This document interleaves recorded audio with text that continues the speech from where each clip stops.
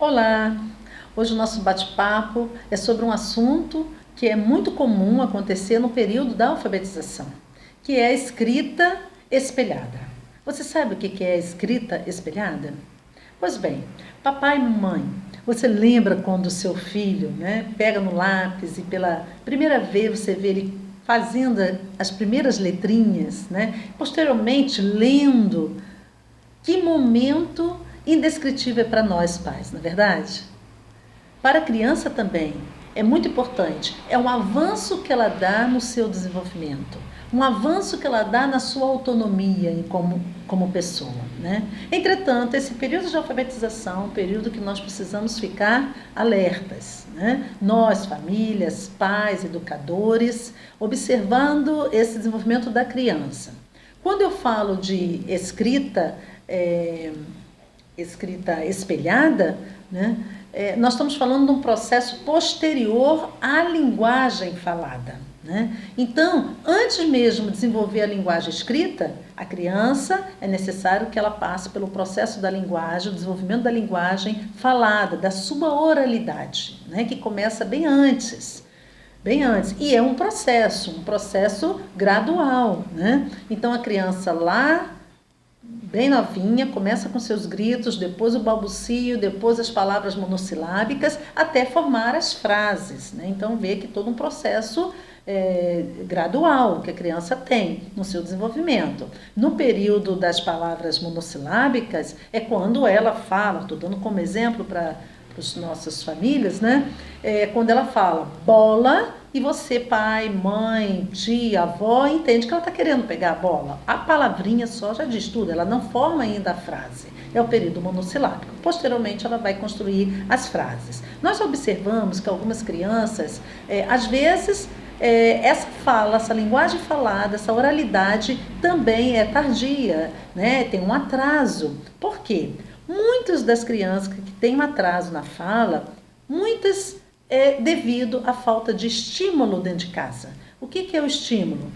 A família precisa conversar com essa criança, se dirigir a essa criança e dar espaço para essa criança falar também, se colocar. Não falar por ela, mas dar espaço para que ela fale. Então, essa dinâmica ela tem que acontecer. E muitas famílias pensam até que conversam com a criança e não estão dando esse espaço. Quando não é falta de estímulo, claro que tem que ser observada as outras áreas fisiológicas, neurológicas da criança. E aí busca-se um especialista, um fonoaudiólogo, um neurologista, um otorrinolaringologista para ver a questão da audição. Enfim, tudo isso tem que ser observado no processo de desenvolvimento da linguagem falada, que antecede a linguagem escrita. No nosso caso aqui, nós estamos falando da escrita espelhada. E como eu disse, ela é comum acontecer no período da alfabetização. Por que comum? Porque a criança está construindo a sua escrita. Então, é um processo de construção, que envolve também, da mesma forma como a linguagem falada, envolve também várias questões que têm que ser consideradas. Por exemplo, a criança tem que desenvolver a sua habilidade motora fina para o ato da escrita, para o ato de escrever. O que é habilidade motora fina?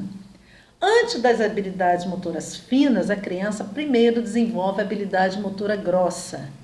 A habilidade motora grossa é a marcha da criança, é o ato da criança engatinhar, ficar em pé, andar, pular, saltar, rodopiar. Isso tudo é habilidades motoras grossas. E só depois que ela começa a desenvolver habilidades motoras finas, que é o ato de escrever, é o ato de cortar, da pinça, é o ato do pintar, até mesmo tocar um instrumento. Então, quando a criança, por exemplo, vai aprender a tocar um teclado, um piano, é interessante que ela tenha lá por volta dos 4 anos e adiante. Por quê? Já acredita-se que é a partir dali que as habilidades motoras finas estão no momento, que nós chamamos das janelas das oportunidades, está no momento propício para a criança desenvolver a habilidade fina, e o ato de tocar é uma habilidade motora fina, certo? Pois bem, então, como eu disse, escrever espelhado é normal. É natural. Por quê? Envolve habilidades motoras finas, que a criança está no processo desse desenvolvimento.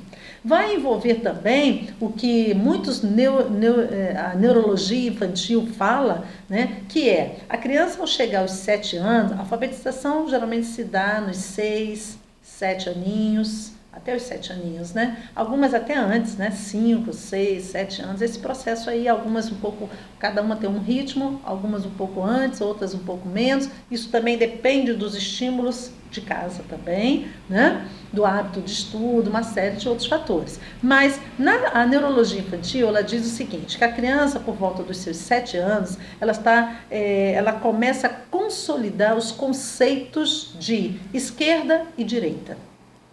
É importante internalizar a criança, ter a consciência do que é o esquerdo, o que é o direito, o que é o lado esquerdo, o lado direito. E ela vai internalizar isso em sua cabecinha. E é por volta dos 7 anos que ela vai consolidar isso. Por que é importante isso? Porque a nossa escrita, isso para os países ocidentais, a nossa escrita é da esquerda para a direita. Então isso também exige um processo. Essa internalização desse conceito, o que é esquerda, o que é direito. E além disso, existe o processo da laterização, que é extremamente importante, uma vez que ela precisa da destreza manual, né? Então, a laterização, o que é? É o amadurecimento do predomínio de qual o meu hemisfério, né? Eu tenho hemisfério esquerdo e hemisfério direito. Qual é o hemisfério que domina, né, o comando, a ordem de comando? Então, a coisa funciona da seguinte forma. O meu hemisfério esquerdo, se ele predomina, se ele que é o dominador, né? Ele que domina aqui a ordem de comando, eu serei destra. Se o meu hemisfério direito é que predomina, é que tem a dominância aqui, eu serei canhota. E esse é um processo que nós chamamos de laterização, que também vai acontecer por volta dos 6, 7 anos, durante todo esse processo da alfabetização. Está tudo acontecendo ao mesmo tempo, né? E aí entra uma questão que é importante a gente salientar aqui, que é a questão de, às vezes, né, até mesmo o educador, muitas vezes, acha que a criança, ao pegar o lápis com a mão esquerda, canhota, né, ela está errada.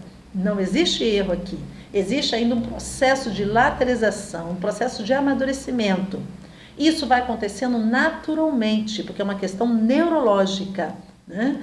E às vezes, nossos pais lá atrás, né, as pessoas com mais idade, não tinham conhecimento do processo da lateralização.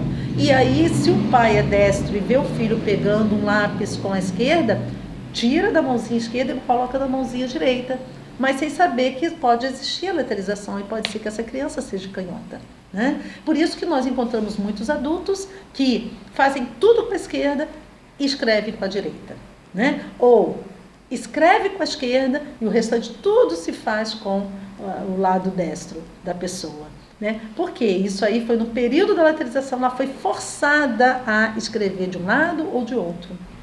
Não deve acontecer isso, porque isso pode trazer algumas consequências e é no aspecto neurológico para a criança, certo? Então tem que haver a lateralização, a internalização dos conceitos de esquerda e direita, tem que haver o desenvolvimento das habilidades motoras finas na criança, né? Tem uma questão espacial também que a criança precisa, visomotor, né? Visoespacial, que a criança tem que também desenvolver. Há toda uma série de fatores.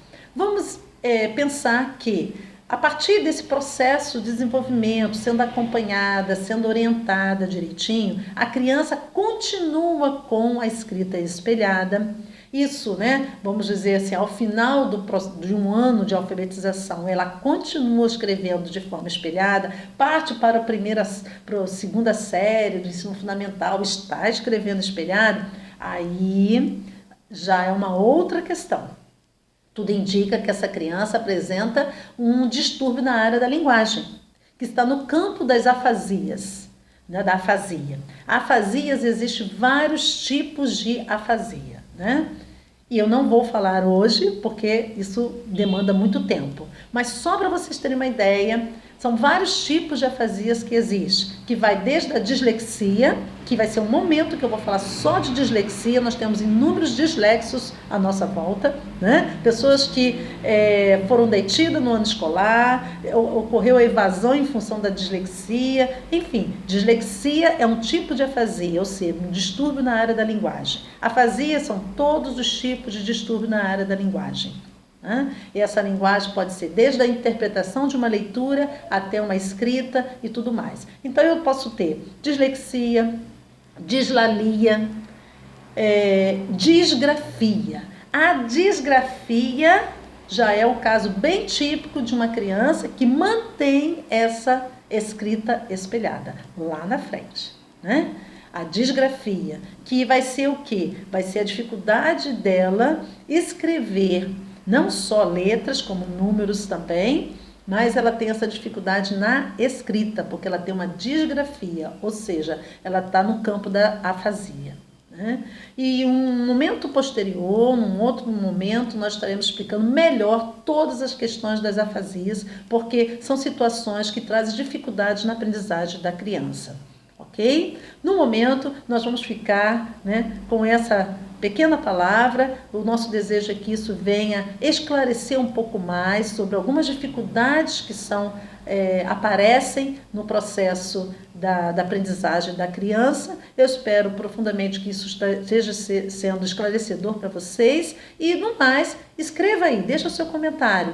O que vocês gostariam de saber um pouco mais, né? Sobre a afasia, que nós vamos ter um momento só para isso, mas sobre a questão da escrita espelhada, né? Tchau, tchau, um abraço. Aqui vai mais assuntos da psicologia. Tchau.